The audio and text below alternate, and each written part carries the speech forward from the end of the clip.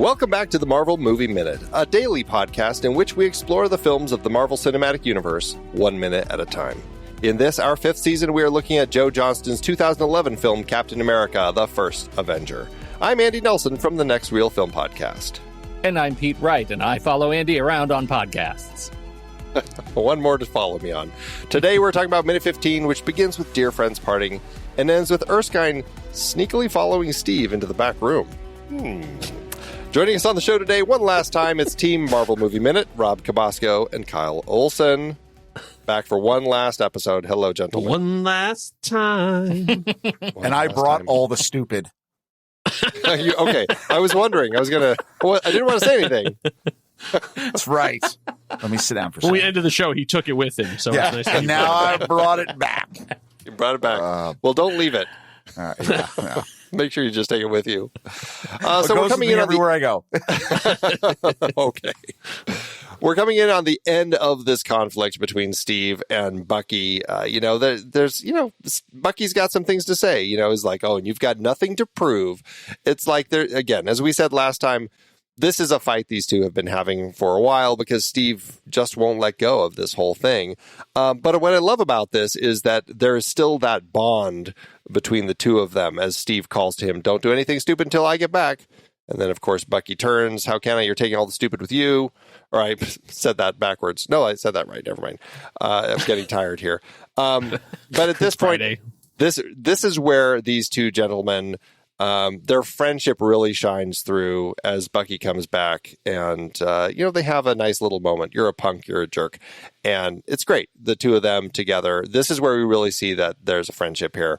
How does this all resolve for all of you? Do you like the way that this scene has played out between these two guys? I absolutely love the way that these two play it because you could easily have done those exact lines as intense. Like you could have done it big, but they both did it as we've done this 100 times before. And there's a little bit of not only the camaraderie, but there's also a little bit of sadness too, because this could be the last time he ever sees Bucky, and they both know that. And so there's just a little bit of the melancholy in there because it's an honest embrace at the end. It's not just like, hey, buddy, yeah, go kill some Nazis, woo! Like there's a real sincerity and softness to it. Well, and the embrace was initially they try to avoid it because they weren't going to embrace. He's walking away. And then when they have the stoop, you're taking all the stupid with you. That's when he comes back and is like, oh, yeah, no, I can't leave without embracing you because this may be the last time. They were really trying to be tough guys about it until that wonderful moment, that exchange that kind of breaks the ice of that moment where he's leaving. Do you think that's what sells Erskine on this kid? Men who aren't afraid to hug. That's right. Men who aren't afraid to hug. Oh, He's a little guy and he's okay hugging. He's a little hugger. Perhaps a soft boy is what we need. He's a soft boy. I love the moment. And also, you get this great line, don't do anything stupid until I get back. How can I? You're taking all the stupid with you. Great, setup that we'll have. But again, it also plays, as you said, this is a relationship that's lasted a long time. These two have known each other for a long time. And I really do love that with these guys. Do you think when you're writing this, because especially with Cap, because there are so many iconic quotes that will even come in later movies, Right. that they have such a payoff at the end, right? That, did they have any inclination, like, how important these would be? I can't imagine they would, right? Like, it's just amazing to me. Like, if you're a writer and you think you're just writing, oh, here's just the simple conversation, this goodbye, to think that it has such power 12 movies later, or, whatever it is, 15 movies later, I think that's just amazing. It shows you how important in the moment is. Like, it shows you how important every line is, because that's just incredible to me is how amazing that is when they do it, before he takes off in a future movie. All right. Like, I just think that's wonderful. It's amazing to think how much meaning that has now and how much more meaning it has now when you watch it after seeing Endgame. It's just awesome. It all paints just a fantastic picture with the characters. And again, it goes to the brilliant writing that they have, not just within the story and within later stories, but expanding it across stories and finding ways to do setups and payoffs in different ways from within films and across films. And I think that just makes the whole thing that much more powerful when you do actually invest the time to kind of watch the whole thing and you see these things and you're like, oh, and all those connections. I don't know. I think that the way that that's really grown in sequels and franchises like this has become really exceptional in the last few decades.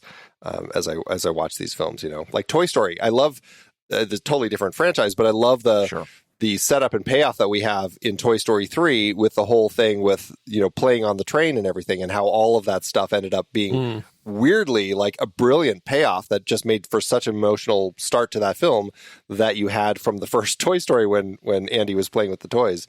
And finding ways to do that, like these screenwriters are just so sharp in how they blend those things these days, all through these. Yeah, in this, it has, as someone who like sort of knew these characters coming in, so I like sort of had my expectations. I was so happy that I felt like they nailed Cap, like they got who Steve was and stuff too. So that made me happy. But I actually, through this and through the sequel, through Captain America: Soldier, there are characters that I like better in the MCU than I do in the comics. I'm not a Falcon fan. I do not really. That character never worked for me in the comics, but I love him in the MCU. And same thing with Bucky. Like Bucky was sort of, he shows up again as the Winter Soldier, and he was really good as an antagonist, as the anti-Captain America, and so he was bad for a while. And then he just came in, and then he's still around, but he sort of has been a pinball. He's bounced around a lot because they've never really figured out post Ed Brubaker what to do with him. And so when they bring him in here, I love this Bucky, this Winter Soldier, like all the way through to where he's at now.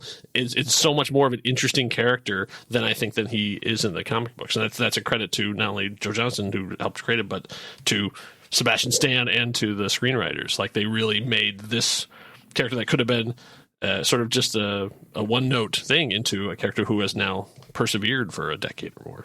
Well, I think that calls to question the value of allegiance to source material. And back when we were watching these movies for the first time, it was very much, of the period to judge the success of the movie in terms of how we feel about it to how well it holds up against the source material. And that question, I think, to your point, Kyle, I think we're kind of done with it, right? That this stands as its own identity, and they have successfully crafted an MCU, and it's changed the way I watch any superhero film. Like it doesn't necessarily like allegiance to source material is no longer a huge question. Sometimes it comes up. We've mentioned the Sandman, right? That's a thing that's coming, and I know there are purists who really want to see the allegiance and are going to judge there.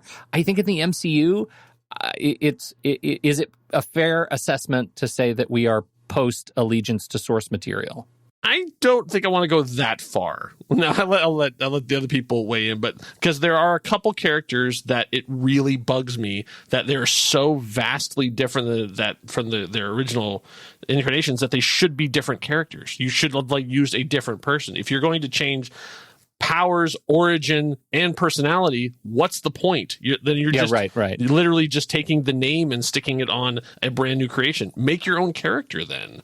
Then it starts to feel like somebody who didn't understand the source material. Exactly. And they're just like, I need a character that does X. Yeah. Who do you have? And they just flip through the files of anyone who hasn't done there yet. Okay, now you're whoever. Now you're Stiltman. Now you're Kangaroo, whatever. Porcupine. Pretty much any animal, Spider-Man's probably fought him.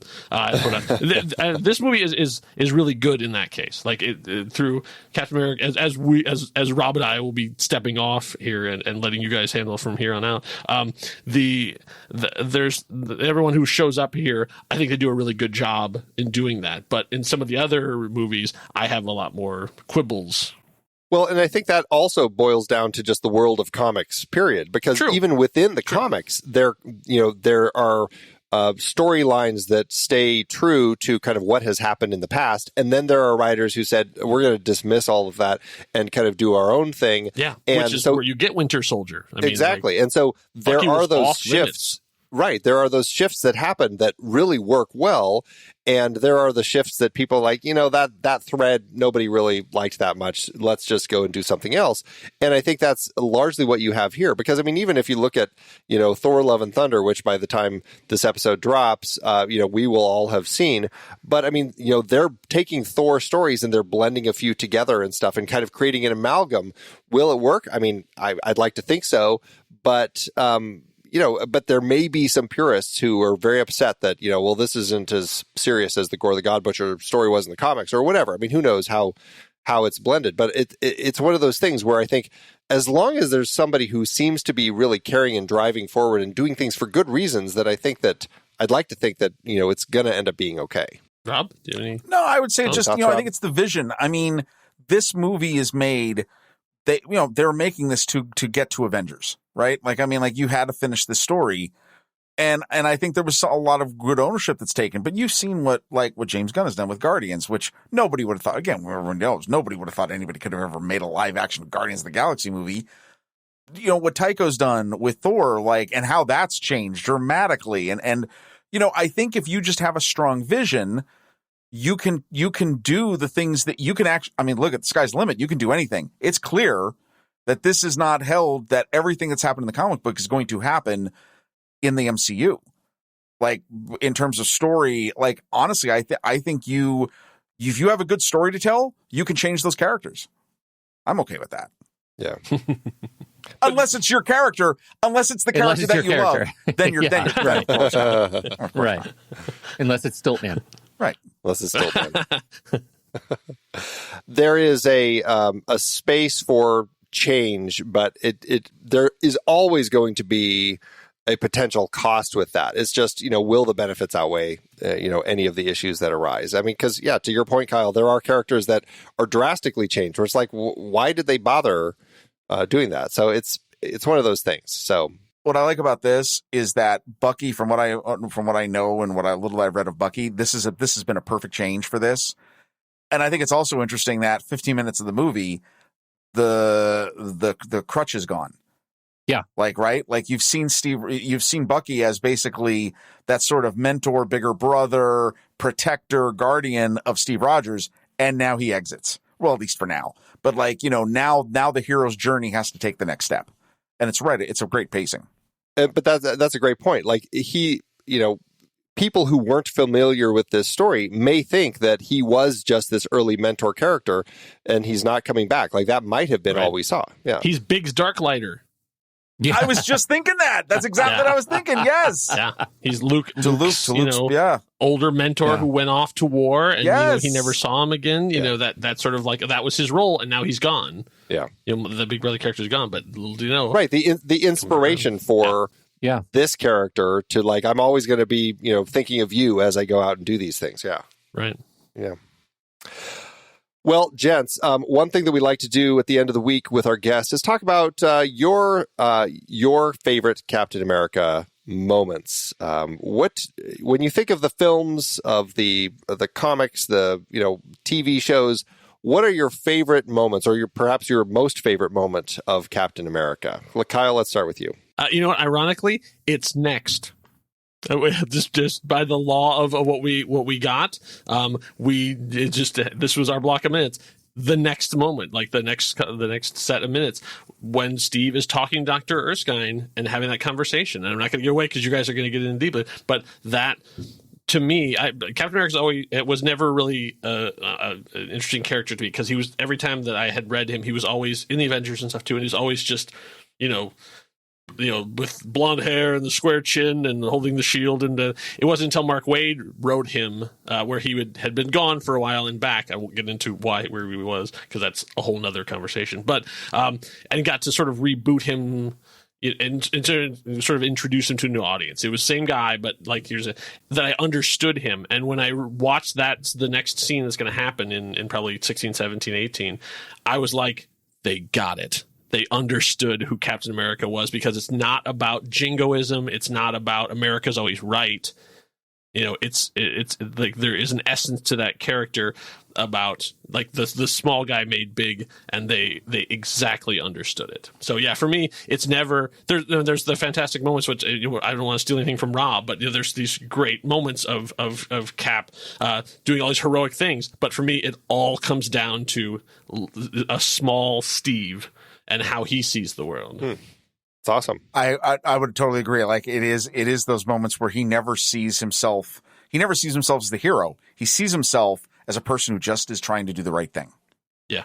Every time, all the time, and that selflessness that comes with that.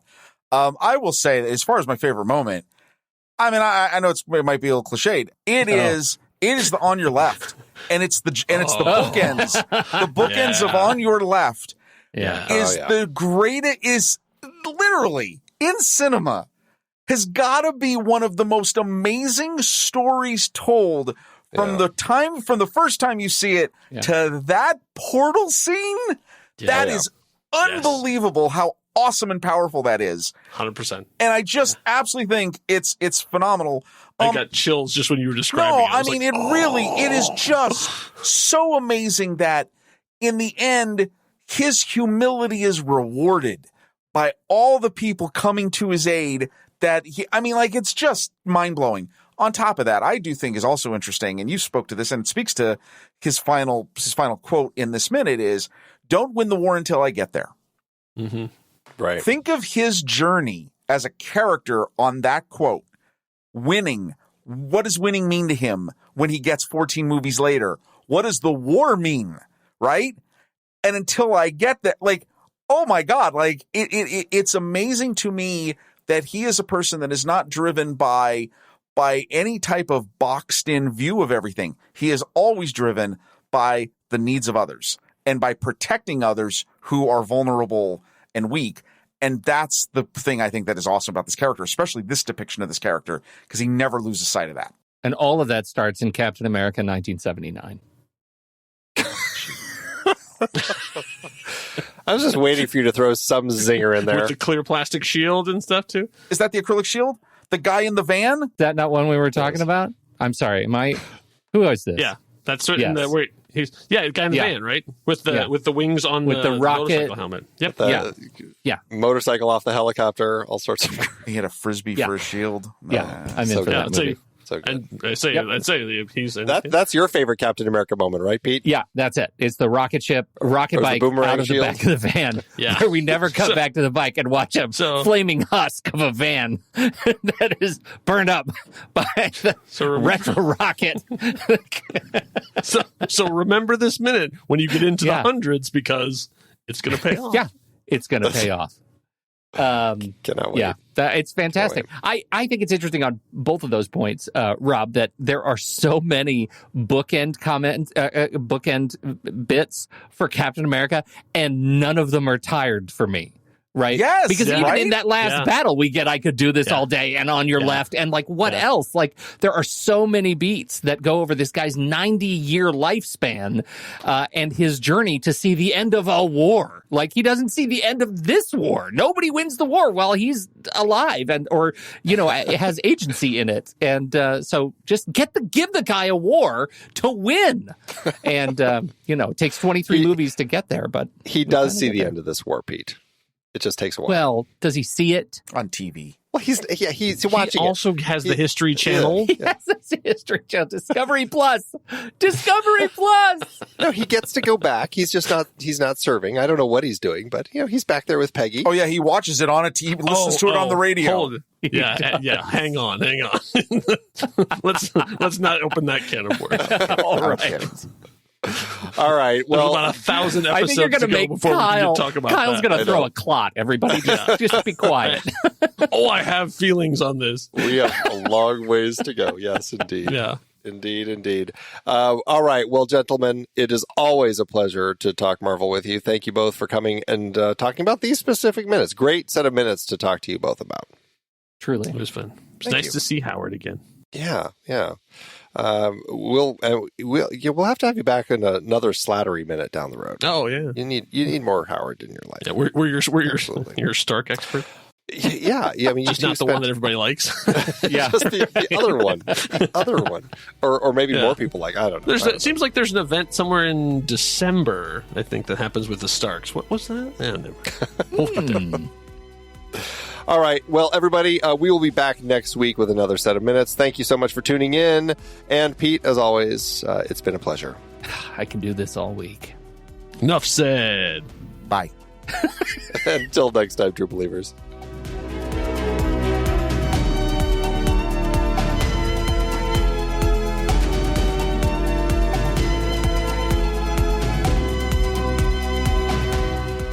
Marvel Movie Minute is a production of True Story FM. Engineering by Andy Nelson. This season's music is Spread the News by Anthony Vega, and this season's show art is by Winston Yabo.